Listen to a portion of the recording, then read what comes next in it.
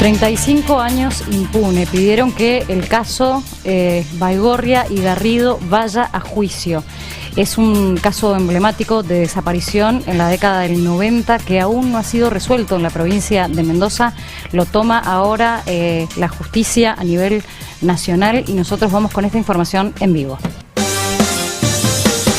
Nina Lesic, bienvenida, ¿cómo estás? Hola Noé, Sergio, muy buen mediodía para todos ustedes. Y sí, retomando esta introducción que estabas realizando del caso específicamente Garrido-Baigorria, fue emblemático porque fue el primer caso de desaparición forzosa en democracia en el año 1990. Hay un total de 16 policías acusados y piden justamente después de 35 años que esto vaya a juicio. Nosotros estamos en compañía del abogado Carlos Varela Álvarez, querellante en la causa. Bueno, doctor, me imagino que es algo que vienen esperando hace mucho tiempo, ¿no? Décadas. Así que la primera parte de esta esperanza es el juicio, pero la esperanza más importante es encontrar sus restos, que nos digan dónde están. Dicen que el duelo es el último acto de amor y eso es precisamente lo que espera la familia de mis clientes, es decir, la familia Baigorria.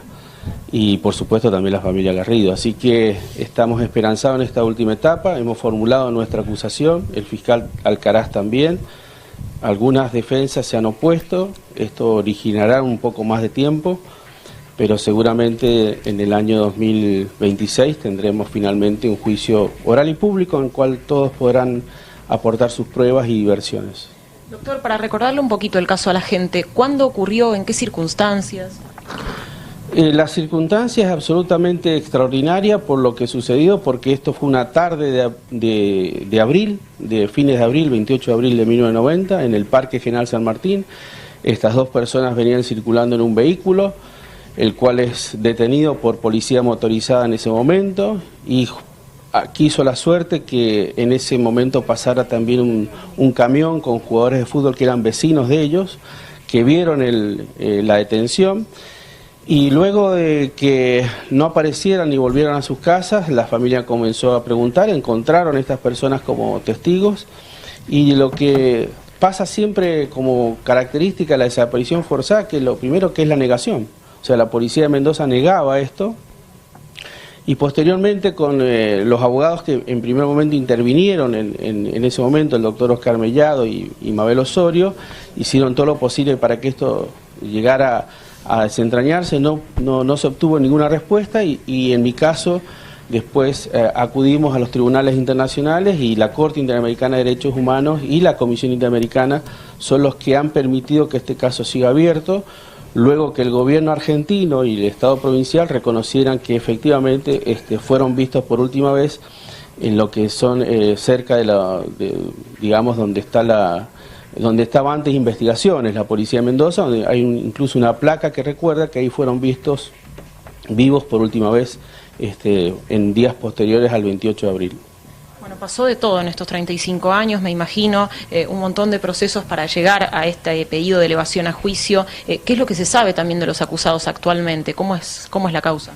Bueno, los acusados tienen distintos niveles de responsabilidad. Tenemos personas todavía con vida, que son aquellos que actuaron en los móviles.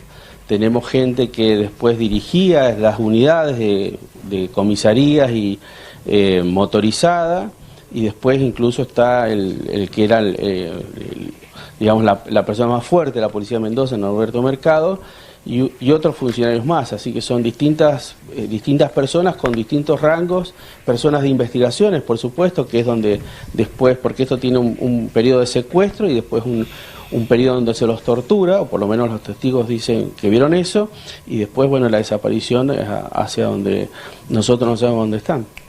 Está, por supuesto, el doctor escuchándolos, ¿no? Es Sergio para algunas consultas, obviamente es un caso que aún después de tanto tiempo nos sigue conmoviendo, ¿no?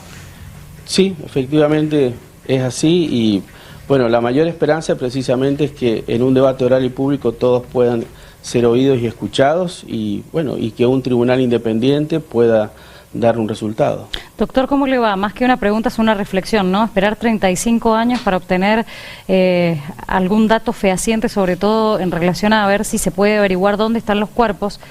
Me parece algo tremendo para esta época de la historia, ¿no? Verdaderamente uno se pregunta qué se hizo en esos 35 años o qué se dejó de hacer, entre paréntesis, no sé si desidia, para que pasara tanto tiempo. Bueno, muchas gracias. El principal socio que tuvo esta causa fue la justicia de Mendoza, claramente. El juez Enrique Nol, que fue el primero que intervino, claramente es un cómplice de esta desaparición forzada. Luego, gracias a la labor que se hizo a nivel internacional, se formuló una comisión ad hoc que estableció, digamos, líneas de acción y posibles responsables.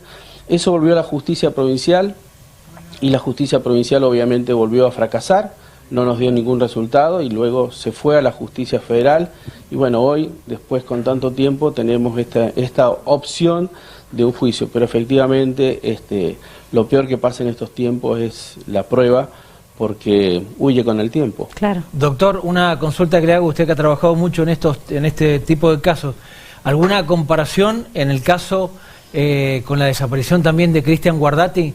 Me refiero, tantos años, el cuerpo de Cristian Guardati no apareció nunca, el dolor de la madre, los medios trabajando lo que tenemos, buscándolo, pero nunca se supo nada también.